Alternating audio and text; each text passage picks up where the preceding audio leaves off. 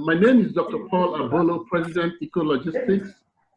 I would like to welcome you to Pristine, an Ecologistics cloud-based conferencing platform for promoting sustainable development. Today, we are going to talk about the impact of COVID-19 lockdown on women and the girl child.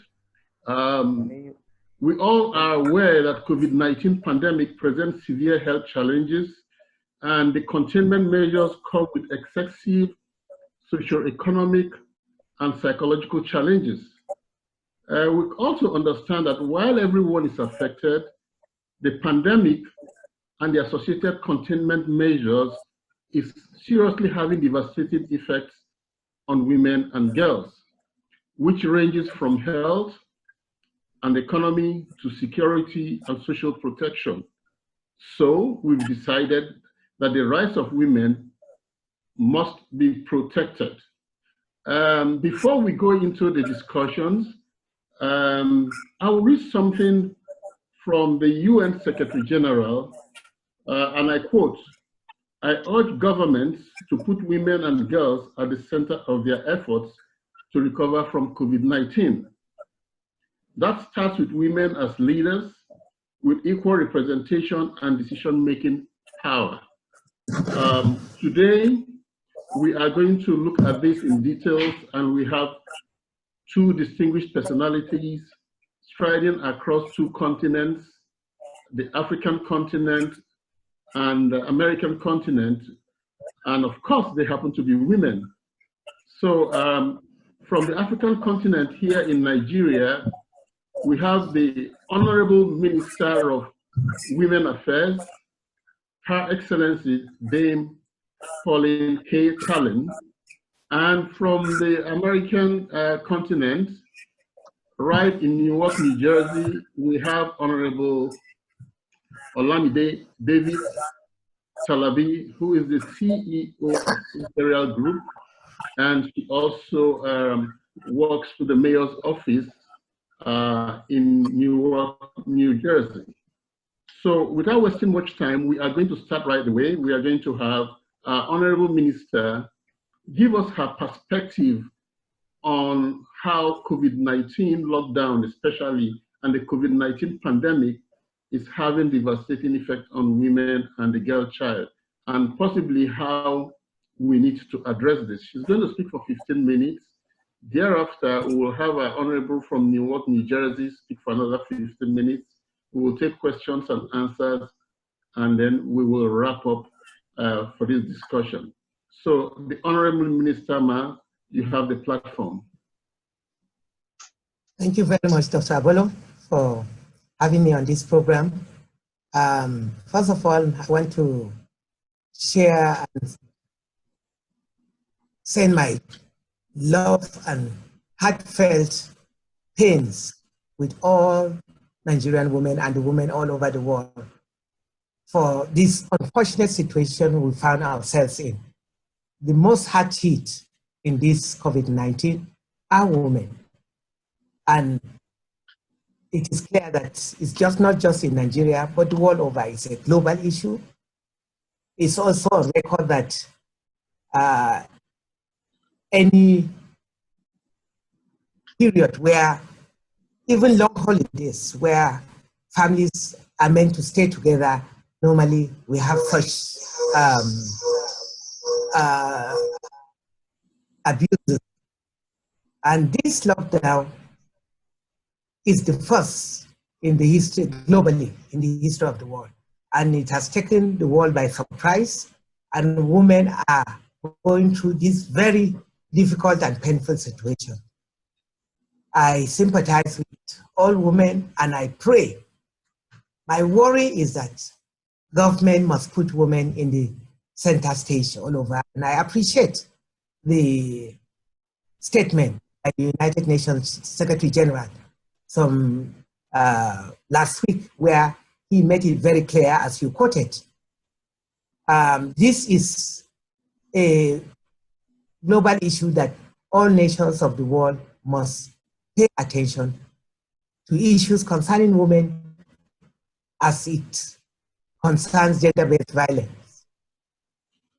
the situation is on the increase on daily basis. Here in Nigeria, I receive a lot of reports, and I've been online with commissioners of women affairs, wives of governors, and governors to do everything possible to ensure that we have gender-based centers at the state level, at least in every state, where women can have a safe place to run to. But it is even worse off with the lockdown.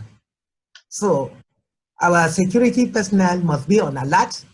Our security personnel must ensure that women are not further abused when they run out during this lockdown, in case they fall victims of such domestic violence. I'm also appealing to all our husbands and all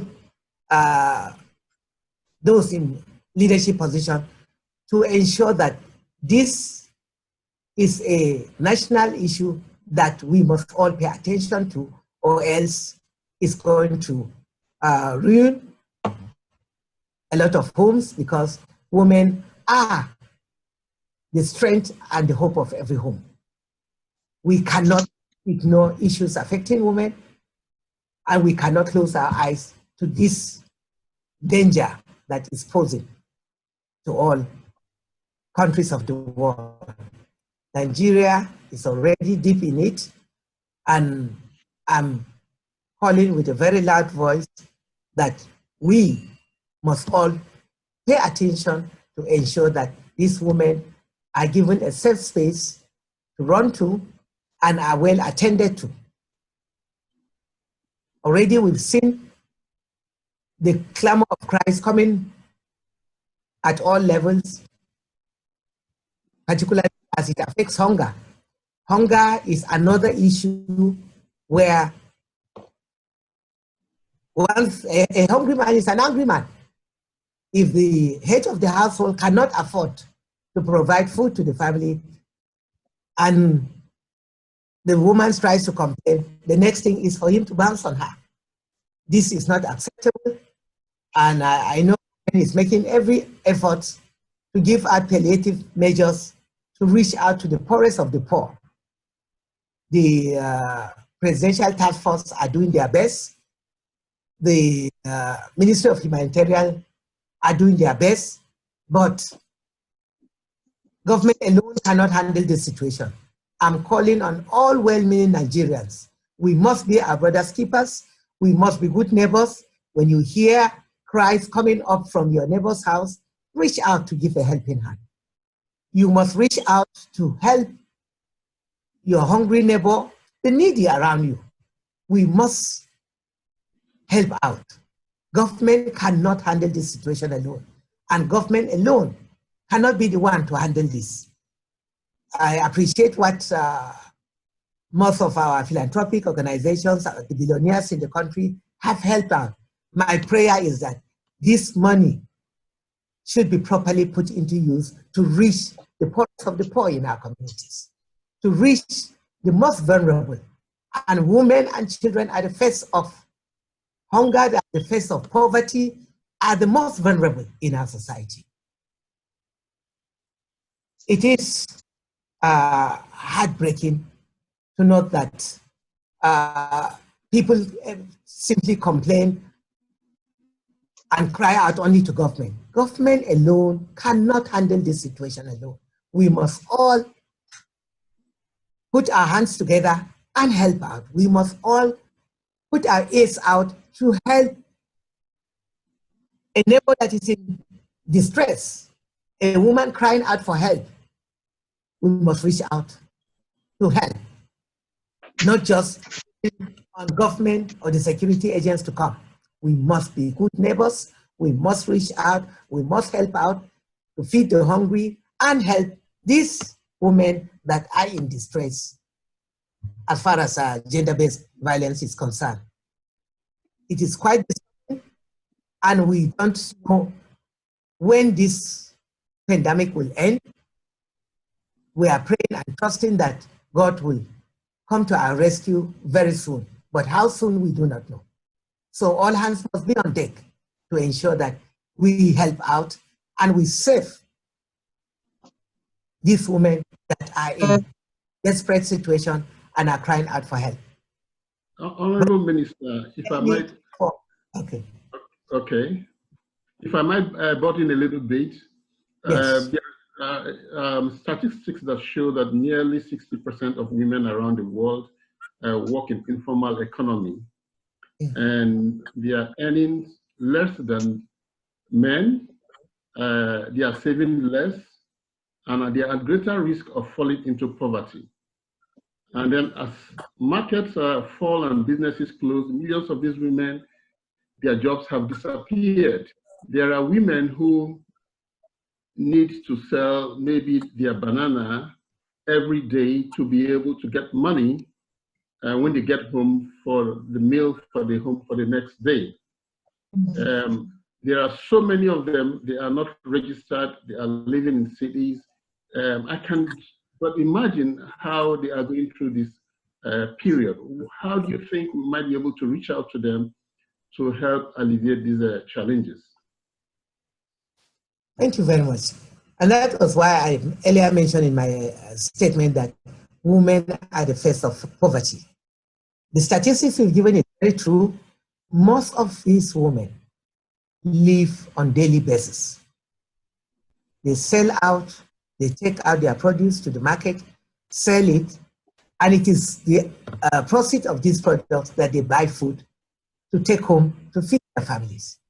Now they are under lockdown, and the husbands cannot afford to support them. We also have the case of single parents and widows. This is a special class that we have the data, we have the statistics, because we have a clear-cut structure.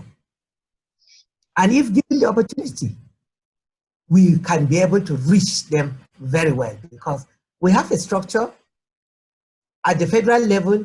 We have the Federal Ministry of Women Affairs. Every state, we have Ministry of Women's Affairs headed by the commissioner. And we also have registered women organizations like the National Council of Women's Society. We have the Form 1, we have the CAN, we have RAPA. We have so many women organizations that are registered and are well known, and they have the statistics of their members. And if these structures are well followed, the palliatives will be able to reach out to them, and we can be able to support the poorest of the poor within our communities. Honorable Minister, thank you so much. With this structure on ground, it means that your ministry needs to be very critical in including you and your structure and the data you have in being able to effectively reach out to these women, because despite the palliatives and what we see going on, we still see and hear of many women who are faced with challenges. Number one, poverty. So how do we engage this structure? How do we engage these organizations, the women organizations, to be able to reach out to these women who are in need at this critical time? What do you think we should do? We have, as I earlier mentioned, the structures are clear-cut. We have leadership of all these structures. We have leadership of the market women associations, and they know the class of women that live on daily basis. They sell their produce just to be able to earn what they can feed their family for that day. Now, they are under lockdown. We also have civil society organizations that the ministry work with. If we engage the civil society organizations and all these structures to work together, we'll be able to reach them. And I strongly believe that our foreign partners, our international partners, are very much concerned And with the support we will get from all our partners, we'll be able to reach out and make sure that these structures and this class of women are reached, particularly the single parents and the widows. Wow. The widows have nowhere to fall on. They live on daily basis to manage their family, and it will be most unfortunate if this class of people are completely neglected. The vulnerable is only a very special class that cannot be ignored. With so many vulnerable women, vulnerable groups, vulnerable children that need support. Yes, the Ministry of Women Humanitarian Affairs are doing their best to reach out to them. But as I earlier mentioned, government alone cannot handle this. The population is so large. The number of the poorest of the poor amongst the women is so large that all hands must be on deck to help out and wipe the tears of the faces of these women. Thank you So very much. Reach out and get support. We need support to reach out to the widows and the vulnerable women. Thank you very much, Honorable Minister of Women Affairs. For our audience, the critical message here is that government cannot do it alone. And then the other message we need to go home with is that we need to leverage the existing structures that you have a Federal Ministry of Women Affairs to be able to reach out to these women. We are going to take note of that, and we are going to engage actions to see that we leverage that structure. It is said that gender equality and women's rights have been threatened, and the gains made over the years have been eroded. The special needs of women and the girl child are not explicitly addressed in the containment measures. Rather, the measures are deepening pre-existing inequalities, increasing the vulnerability of women and the girl child. We have Honorable Davies-Talabi all over there in the US. She needs to give us her perspective to this, but more than that, we will need you, Honorable, in addition to suggest to us how we were able to deal with some of these challenges. We know that in the past, the diasporans have been a great support to what's happening in Nigeria. We still need your help. So as a very strong leader of women in the United States, we will need to hear your perspective and to give us some inkling to what direction we should take back home here to reduce the impact of COVID-19 and COVID-19 lockdown on women. Honorable Davies-Talabi, please. Dr. Abolo, thank you for having me on this platform. Honorable Minister and everyone watching, greetings. We are living in a very difficult time right now. There's no need sugarcoating anything. It is a very tough time we're living in. And like the Honorable Minister said, the government alone cannot do it all by themselves. We all have support, all hands on deck. A couple of days ago, there was a woman that went viral. There was a video of a woman, her name is Mama Saeed. She lives in Ogun State. And she was talking about how the lockdown has affected her income, how she cannot feed her children, how she cannot eat. And if nothing is done, she is going to prostitute her body. This video went viral. Everyone was talking about it. And, Nigerians, we come out, we come for our own when the time is there. Everyone stood up for Mama Saeed. Everybody supported her. They gave her food, they gave her money, and it ended well. And she also played it forward by giving it to other people in our neighborhood. But my question is this: do we know how many millions of Mama Saeed that we have in Nigeria and all around the world? There's so many women living below poverty in Nigeria, in Ebonyi State, in Kogi State, in Ondo State, all around Nigeria. These are women that eat from daily income. These are widows. These are single moms that have just one income. How do they survive during this pandemic? Who is looking out for them? Who is talking about these women? At the end of the day, women are at the last end of this whole pandemic. They are going to suffer the most. So we need to come together and look at how we can support the women. I have 2 boys, and when this pandemic has been down, they are home. They eat like 5 to 6 meals a day. And even though I thank God for where I am, I still feel a little bit of money going out of my pocket. Then I imagine how, someone in Nigeria that doesn't have a husband, that doesn't have a regular income, with 2 or 3 kids, how would they survive with the kids being home, the parents not going to work? How do they survive? Then the children go outside and do some things. They go outside, they steal food, they get lynched. It's everything joins, come together in a circle. Poverty brings about insecurity, and bring about sometimes death and sometimes incarceration. These are serious things that we need to look at this time.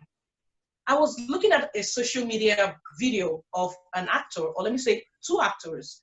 They went to give food out, and they had women on the line, they had young men, they had everyone on the line. And for some reason, within 2-3 minutes, things just changed. The men, they took over the whole sharing of the food, and the women couldn't fight them. So those that were sharing the food, they couldn't get to the women, they couldn't get to the children, because there were young men, able 20, 21, 22-year-olds fighting for the same food that the older women and the children were fighting for. And when we're talking about this, don't even talk about the disabled, because they are even at the lowest of the lowest at this point.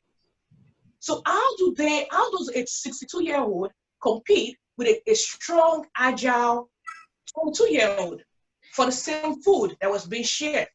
So we cannot just look at this and say we're all in this together. The women are at the lowest of this whole pandemic. So what do? We have to reach out. We have to support. Like the Honorable Minister said, the government alone cannot do this. We have to all come together in any way we can. Look at your neighbor. Look at someone that needs food. Look at Mama Saeed near you. Give out. If you're a landlord, compromise a little bit. Oh, maybe I can give you a discount on the rent money. Maybe I can. Let us all be our brother and sisters keeper this time. The reason is because this can also lead to mental breakdown. Because someone that cannot feed their child, that cannot feed themselves, they see themselves as a failure sometimes. And this could lead to a mental breakdown. This could lead to people trying to commit suicide. So everything just comes all around. The Honorable Minister was talking. It was as if she read my mind. After this pandemic is down, even right now, let's start talking about it. We need to have shelters across Nigeria, especially for women, where they can run to when they are in need of a safe haven. I can imagine the domestic violence that is going on around the world, especially in Nigeria right now, with people stuck with abusive spouses, abusive husbands, because if they leave, they're in bigger jeopardy. They don't have money to eat. They don't have anything to do to bring in income. So they stick with the people that are terrorizing them. They stick with that abusive husband that they wanted to leave a while ago. But if we have shelters in place and a functioning food pantry for these women, then there can be a safe haven for them. So those are the kind of stuff we need to talk about. Talk about the mental, how this affects the mental health. Talk about the physical health of women. Is it someone that doesn't have money to eat 3 square meal that will buy vitamins? They can buy vitamins. They don't have the money. That's like a luxury, buying vitamins. And we all know this coronavirus, it's an immune disease. You need to have a good immune to fight the outbreak.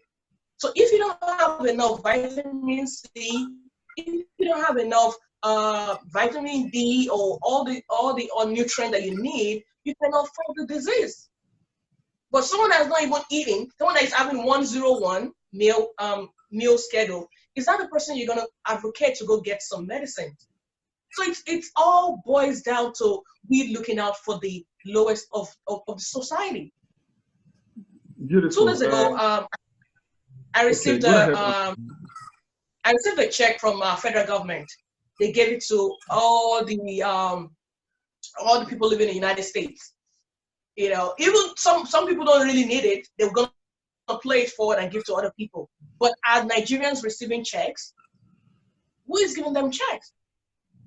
Do we even have the numbers? Do we even have the accountability of the numbers of people in Nigeria so that we can know who is going to be reached with the money? So these are some of the things that, you know, during the coronavirus, we have to look at them. Even after the coronavirus, because we are in depression right now, we're going to go into recession. Things are going to get bad, and not just in Nigeria, it's all around the world. So how do we all come together and help the people that don't have enough? And you can look at me and say, oh, I have my own problems too. But this is it. If you have enough, and there's some people that don't have enough, the haves will suffer, because when the haves not get frustrated, guess what? They will go to the haves and steal from them, kill them, kidnap them. All these things are going to happen after this whole pandemic is over. Honorable, I may have to interrupt you at this time. I need us to talk solutions now.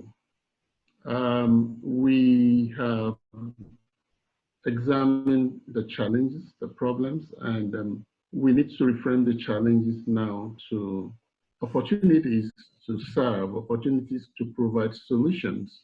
I'm going to start with you, Honorable Talabi.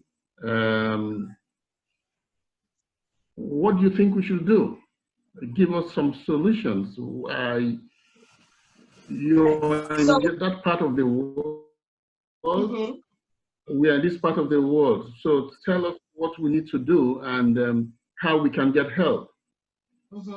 So one of the things that we need to do, like I said in my speech, is that we all have to be our brother's keeper. You know, when this started, my husband and I, we gave some food stuff to some people across Nigeria. We're still going to do more. Let's start with that. You know, be your brother's keeper. Let's start with that. Those that have a little bit more, support those that don't have. And after this, let's all come together. I'm volunteering myself to work with the Honorable Minister and some like minds. Let's come together. The governments cannot do this all by themselves. Let's start having some food pantry. Let's donate and have some food pantry. Let's have some put an accountability in place so that the people that don't really have are the ones that are going to benefit from these provisions. Let's have shelters across Nigeria, and we can still do it now. You know, being working with the federal government, we can still do that now. There are so many abandoned buildings. We can look at those and, you know, turn them into shelters. Make provision for them. Have people that are in that are accountable, that we can have donations go to, and they can help all these very, very, very, you know, poor and people that really need this help in our community in Nigeria. All right, beautiful, Honorable Talabi. You said that we need to get ourselves together as civil society organizations, as NGOs, as individuals. We should reduce our reliance on government. We need to do something. I know that you are a rallying point for women in diaspora in the United States. I'm also aware of what you and your husband are doing for women in Lagos. We over here in Abuja, we haven't received that. We are aware of that. And how do you think we can rally women in diaspora to really understand the challenges that women in Nigeria are facing. The Honorable Minister has already stated that she has the structure, she has the platform, and she is willing to allow you use the platform, and you already said that you're also willing to work with her. So how do you think we can make this match to happen for us? I will be, and before I go to that question, Dr. Abolo, we are also going to reach out to Abuja. So it's not just Lagos, Dr. Abolo. So now going back to your question, I will volunteer myself to reach out to some like minds, some people in the diaspora, especially women. There's so many women that are passionate about, giving back, about, women causes. I run a foundation for 10 years, Miss Africa Tri-State, and it's all about empowering women. So there's so many people like that that are friends, that are colleagues, that I can bring together. We'll form a committee, and we'll work in conjunction with the with the office of the Honorable Minister, to support what she's doing, because we know she's doing a lot of work. She's doing so much good things, but she needs support also from normal Nigerians, normal people in the diaspora, and we are ready to support her. Thank you so much. Before we get back to the Honorable Minister, I know we have a few questions. Arnold, can we take a few questions before we get back to the Honorable Minister? From the audience, can we get some questions?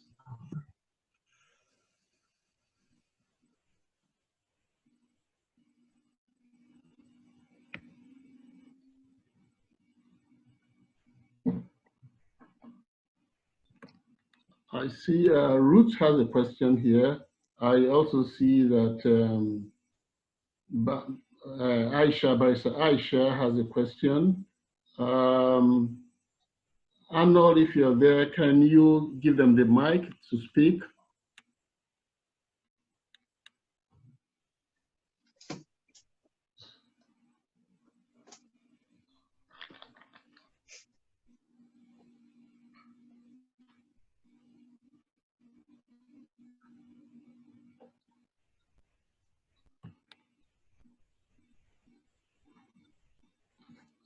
David Ajiboye has a question.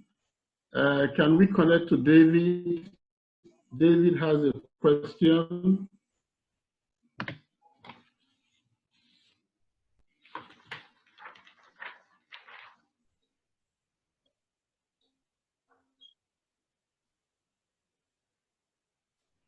All right, while we are getting the questions together, we have one thing going for us now. Honorable Davies-Talabi is going to work for us from that end. You have the structure that's already going on, so we have established something today that's going to work for us. We are going to move forward to facilitate this collaboration as quick as possible, because as the clock ticks, more women are getting more vulnerable and they're getting into more trouble. And I also got some information that the young girls are being molested more now than ever. I don't know if you received any complaints to that effect, Honorable Minister. Can we hear from you?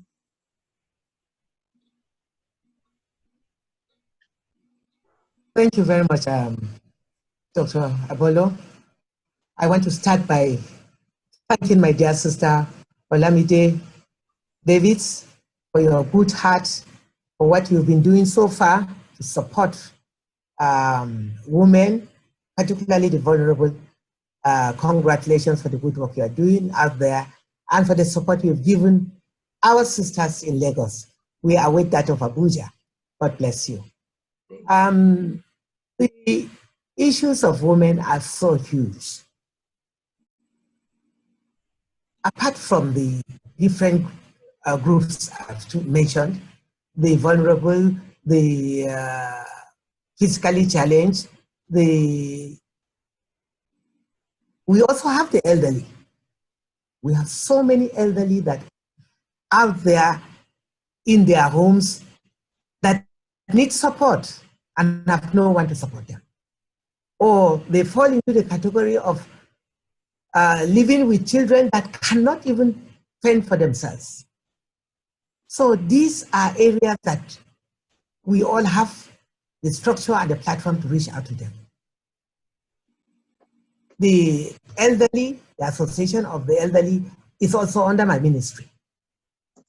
The women and children are under my ministry. And with the support of well-meaning Nigerians, already Olamide is doing her best, and I know that you are a key rallying point that you can get most of our brothers and sisters in the diaspora. Although this is a pandemic problem, you are also facing the difficult times of COVID-19 in your various countries where you reside, particularly the United States. Our hearts and prayers go to you, and I pray that God will preserve and protect you from this deadly pandemic. The Lord will preserve and protect you as you make efforts to reach out to the Black Hello.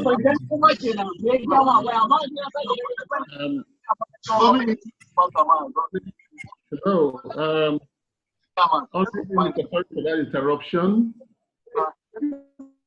Honorable Minister, sorry for the interruption. Please continue, Honorable Minister, or do you want to take questions now? Yeah, I'm looking at. Okay. I'm ready to take questions. All right. David Ajiboye has a question. He says, good day, Your Excellencies. Okay, we got it. David, we lost him. Who else is on the queue?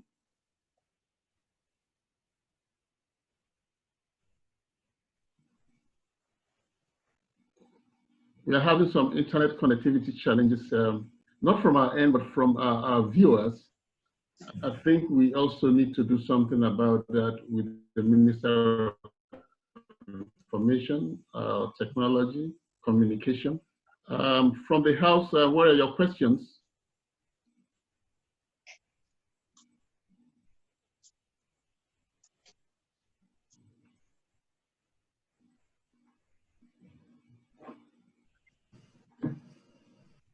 All right. While this is going on, you know, they are unable to connect in.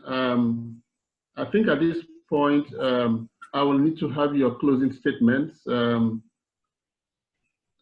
Honorable Olamide Davies-Talabi, please, can we have your closing statement? Once again, thank you for having this platform. And this is just the beginning. You know, the good thing about this pandemic is that it's bringing everybody together. We all have to come together, all hands on deck, to make sure that we look out for the most vulnerable in our community. I am volunteering myself and some other friends of mine to work with, you know, the Office of the Honorable Minister to support, you know, our people back home, especially the women, the young children, the elderly, and the disabled. They cannot fight. They don't have the strength. They don't have the means. They don't have the opportunities that other people can have, especially the younger, energetic men. So these are the people that we have to support the most while we're looking out for everyone else. So, and I hope and I pray that this ends soon, and even as we go into recession, we'll learn something from this. And we can all look out for each other and come out of this whole pandemic stronger. Thank you. Thank you very much, Honorable Talabi. Because we're having technical challenges, we got the questions printed out, but I guess I'll send out the questions and we'll post them online subsequently. Honorable Mr. Ma, your closing thoughts on this issue. Thank you very much, Dr. Abolo. I thank you for having me on this platform. I want to thank all our viewers and listeners and to call on all well-meaning Nigerians. All well-meaning Nigerians in the diaspora and friends of Nigerians in the diaspora. to join hands with us to come to the aid of the vulnerable, the women, the voiceless women out there, the elderly, and the physically challenged that don't have the strength or the ability to come out and fend for themselves in this most difficult situation. We are in a crisis situation, and in a war situation, normally those who suffer most are the women and the children. I once again take government's effort, but government alone cannot do it. The number is so huge, and you can see clearly what's already happening in Abuja and Lagos. 2 days ago, a truck was going out to take food to some people, and the young men just almost lynched